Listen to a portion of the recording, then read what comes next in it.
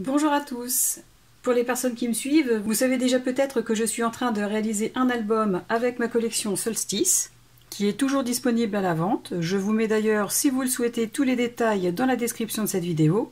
Et comme j'ai eu besoin de réaliser un effet bois, j'en ai profité pour faire cette vidéo pour vous montrer différentes façons de faire un effet bois. Même si je vous ai déjà montré cette technique, je vais malgré tout l'intégrer dans cette vidéo avec les deux autres façons que je vous propose aujourd'hui. Concernant le matériel que j'utilise tout au long de la vidéo, ainsi que le papier, je vous mets toutes les références dans la description de cette vidéo, à l'exception de ces deux articles puisque je n'ai plus la référence et je ne pourrai pas retrouver les liens. Par contre, si je trouve des articles similaires, bien évidemment, je partagerai les liens avec vous. Et il est à noter que cet outil sera bientôt disponible dans la boutique Brico & Scrap. Donc pareil, dès que j'ai le lien, je compléterai la description. Tout au long de cette démonstration, puisqu'il s'agit plutôt d'une démonstration qu'un tuto, je vais utiliser des couleurs et des produits qui sont propres à mon projet futur, ou tout simplement pour me permettre de vous partager ces techniques. Mais vous pouvez très bien prendre d'autres couleurs de peinture, d'encre, d'autres pâtes de texture, etc.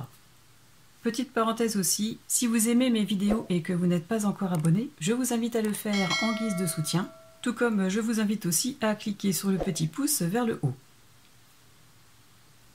Je vais commencer par vous montrer ou à vous remontrer pour ceux qui l'ont déjà vu cette première technique. Pour la réaliser, je vais tout d'abord avoir besoin d'un morceau de papier aquarelle en 200 grammes et lisse. Moi j'ai choisi celui de la marque Weissen Creative parce que c'est un papier que j'aime beaucoup. Ensuite, je vais avoir besoin d'un classeur d'embossage, comme celui-ci. De deux encres marron qui réagissent à l'eau. J'ai pris l'encre Coffee de la marque Stamperia et l'encre de couleur Walnut Stain de la marque Ranger. Alors les Distress Oxide sont réputés pour être encore plus réactives à l'eau, mais les Distress Ink fonctionnent très bien aussi. Je vais aussi avoir besoin d'un spray avec de l'eau dedans et d'un tampon mousse. Je place le papier aquarelle dans le classeur d'embossage, comme ceci. Et suivant la machine de découpe que vous avez, il faudra penser à mettre les plaques qui correspondent pour cette action. Par exemple, moi avec la 6X, je devrais mettre celui-ci à la place de celui-là. C'est-à-dire que je retire celui-ci, je le mets sur la base, avant les deux plaques. Mais comme j'ai déjà fait le test et que le classeur est assez épais, je ne vais pas en avoir besoin. Mais en ce qui vous concerne, suivez bien les instructions concernant vos machines. Je pose la base avec une première plaque à l'intérieur de la machine. Je place le classeur avec la feuille aquarelle dedans. Je replace la deuxième plaque par-dessus. J'aligne bien toutes les plaques. Et je commence à presser l'ensemble.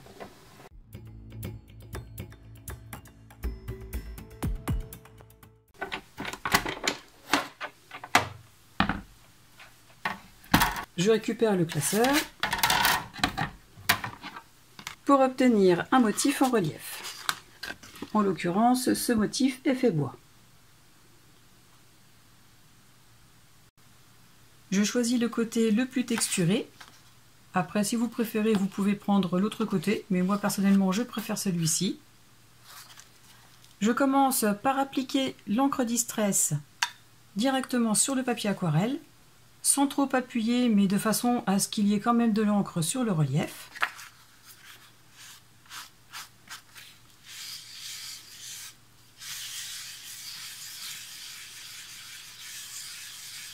J'en applique sur toute la surface.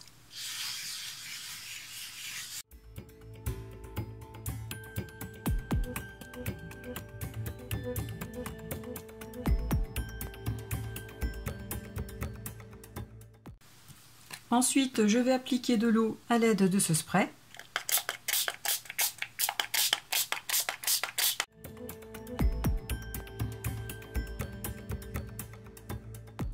Je fais sécher.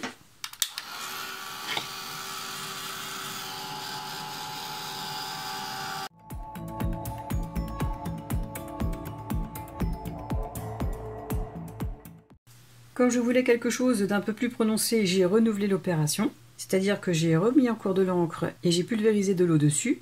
Et voilà le résultat que j'obtiens une fois sec. Il ne me reste plus qu'à passer cette encre pour uniformiser un petit peu l'ensemble. Donc je prends la mousse et je vais simplement passer de façon très légère de cette encre sur tout l'ensemble. Je fais des petits cercles pour éviter d'avoir des traces.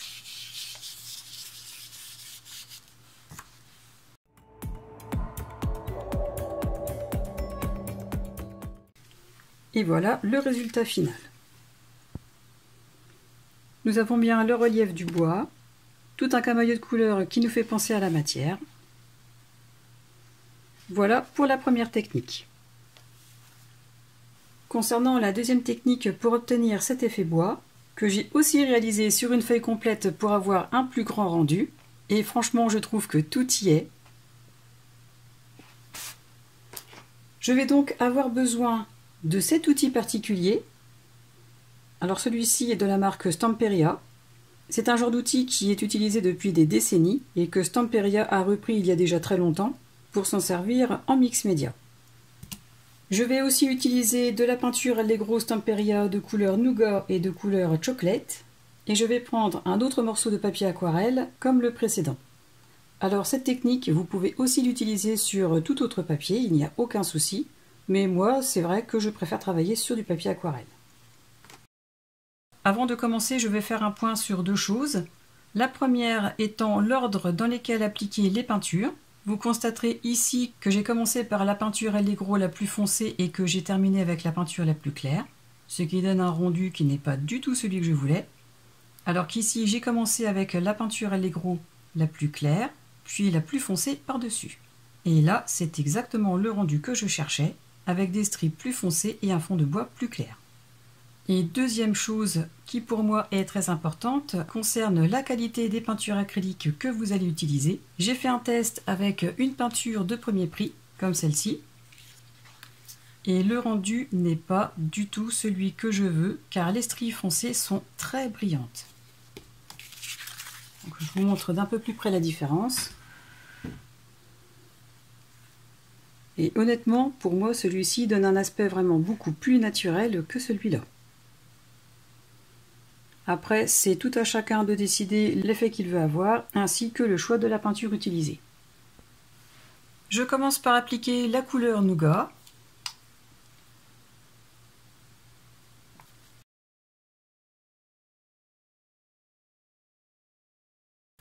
Pour le faire, j'utilise un pinceau normal, de façon à ce que ça fasse un aspect un peu plus naturel que si j'avais tamponné avec un tampon mousseron. Je fais sécher. Ensuite, une fois la première couche de peinture bien sèche, je mets la suivante en plus foncé. Je le répète, moi j'ai pris la couleur Chocolate.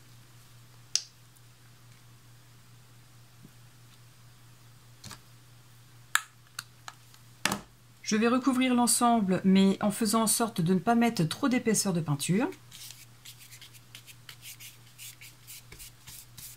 Toujours avec le pinceau pour avoir un aspect un peu plus naturel à la fin.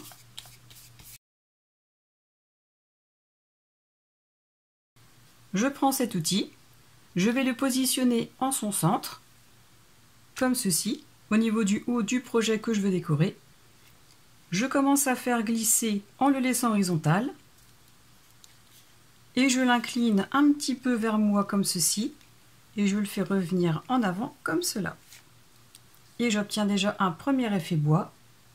Ensuite, je retire le surplus de peinture foncée, et je procède de la même façon sur l'autre côté. J'essaye de mettre quand même plus ou moins à la limite du premier passage. Je fais glisser tout en le laissant horizontal, et j'incline pour laisser apparaître les motifs. Je vous conseille aussi d'aller rincer tout de suite l'outil et de laisser tremper le pinceau dans l'eau.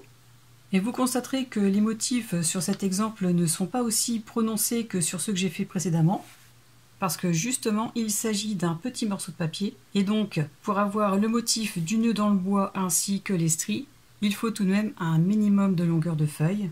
Et de toute façon, à force de vous exercer, vous comprendrez le mouvement à faire pour obtenir l'effet désiré, et vous pourrez ainsi obtenir l'effet voulu, même sur un petit morceau de papier. Et maintenant, je vais laisser sécher. Alors voilà le rendu une fois sec. Même si les stries ne sont pas parfaites, l'effet bois est tout de même là.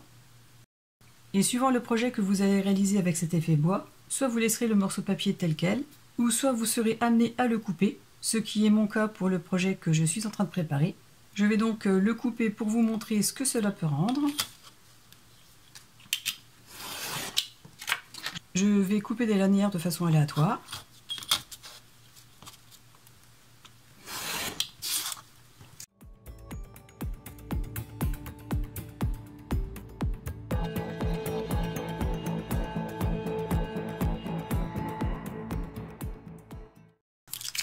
Voilà, comme ceci. Et une fois mélangé et une fois tous les contours ancrés, on obtient de très jolies planches qui ont un effet plus ou moins naturel. Et il sera même possible aussi de rajouter un petit peu plus de naturel en abîmant les bords, comme ceci, mais aussi de cette façon.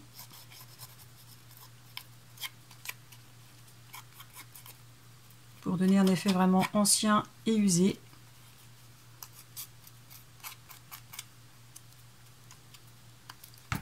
Et bien évidemment, il faudra repasser un petit coup d'encre dessus. Et l'effet sera au rendez-vous. Voilà pour cette deuxième technique pour obtenir un effet bois. Et pour finir, voici la troisième technique que je vais vous montrer. Il s'agit d'obtenir un effet bois à l'aide d'un pochoir et d'une pâte de structure, tout en utilisant des encres en spray.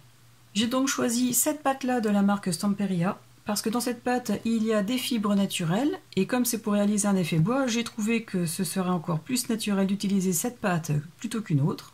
Je vais aussi utiliser à nouveau la peinture Allegro de couleur Nougat, la Distress Spray Stain de couleur Vintage Photo, et la Distress Oxide de couleur Scorch Timber. J'ai repris un morceau de feuille aquarelle, je pose le pochoir dessus et je vais mettre la pâte de structure dessus. Je vais vous montrer d'un peu plus près pour que vous puissiez voir les fibres qui sont présentes dans cette pâte. Voilà. J'en prends un peu sur ma spatule.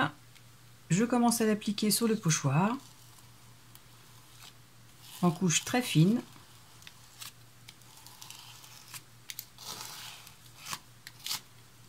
Je récupère le surplus pour le mettre plus loin.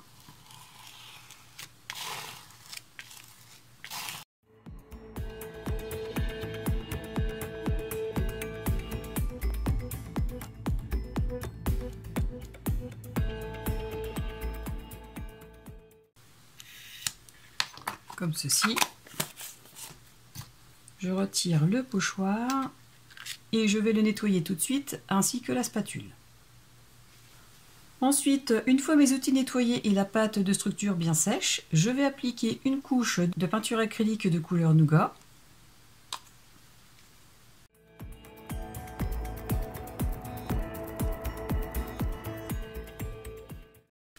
Je fais sécher.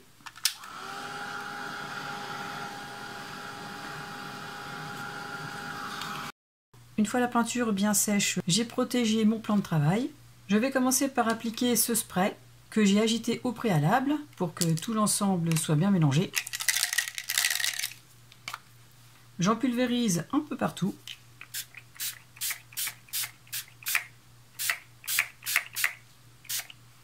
J'essuie bien la buse. Je laisse sécher ou je peux m'aider avec mon heat gun.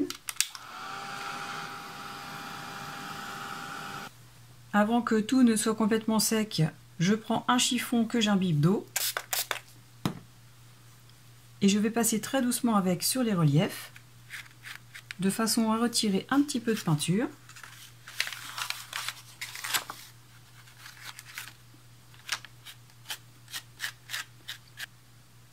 Après avoir estompé comme je voulais, j'ai séché l'ensemble et à présent je vais appliquer ce spray.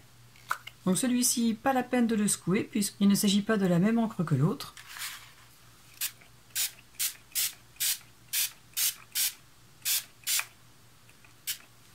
J'essuie aussi la buse. Et je vais sécher l'ensemble en le bougeant de façon à ce que l'encre puisse se répandre un petit peu partout dans les reliefs.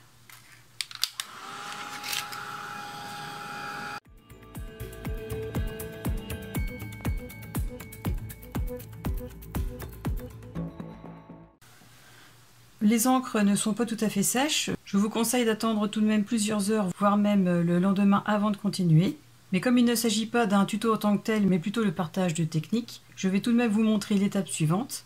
Et je vous rappelle aussi que les couleurs et les articles que j'ai utilisés dans cette vidéo pour vous partager ces techniques peuvent être différents. Simplement, moi j'utilise ce que j'ai chez moi et les couleurs qui sont adaptées à mes goûts et à mon projet. Et c'est donc libre à vous de les choisir.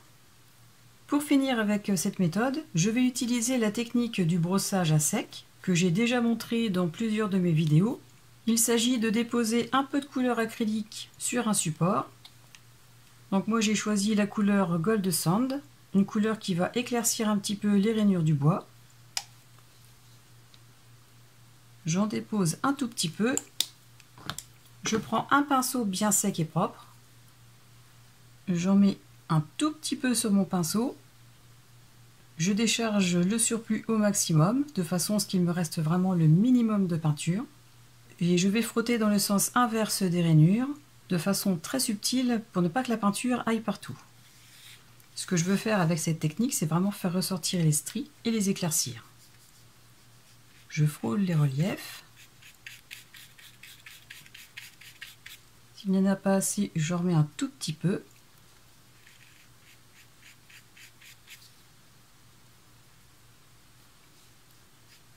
Donc je le rappelle, comme mon encre n'est pas tout à fait sèche, ça va être un tout petit peu compliqué de bien le voir.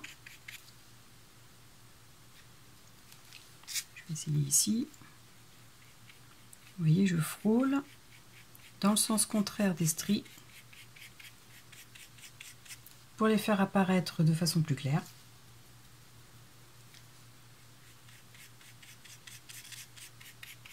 Alors là c'est un peu plus sec, ça se voit déjà un peu mieux.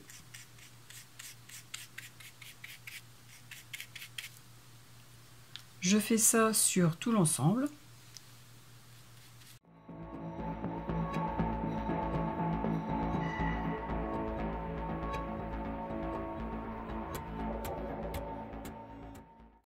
Et voilà le résultat que j'obtiens. Le relief est présent, les stries sont éclaircies, ce qui les fait ressortir avec le fond beaucoup plus foncé. C'est une technique un peu différente des autres, mais qui franchement a aussi son effet. Voilà donc le rendu de l'effet bois que l'on peut obtenir avec ces trois techniques différentes. Il en existe encore d'autres, mais ce sont vraiment ces trois-là que je voulais partager avec vous aujourd'hui. Et plus particulièrement celle-ci avec cet outil, puisque je vais l'utiliser dans mon prochain album. Comme je vous le disais en début de vidéo, je n'ai plus les références de certains articles, comme ce classeur ainsi que ce pochoir. Cet outil sera bientôt disponible dans la boutique Brico et Scrap, et dès que j'ai le lien, je vous le mettrai dans la description de cette vidéo. Et pour ces deux-là, si je trouve des articles similaires, bien évidemment, je vous mettrai les références et les liens dans la description aussi. Si vous avez une préférence pour l'une ou l'autre des techniques, n'hésitez pas à m'en faire part dans les commentaires. Je serais intéressée de savoir quelle technique vous intéresse le plus. Si vous avez des questions aussi, n'hésitez pas à poser-les-moi, je vous répondrai avec plaisir. Si vous avez aimé cette vidéo, pensez à cliquer sur le pouce vers le haut, à vous abonner à ma chaîne pour ceux qui ne l'ont pas encore fait et à la partager pour me soutenir. En attendant la prochaine vidéo, je vous souhaite à tous de passer une excellente journée et je vous dis à très bientôt. Au revoir!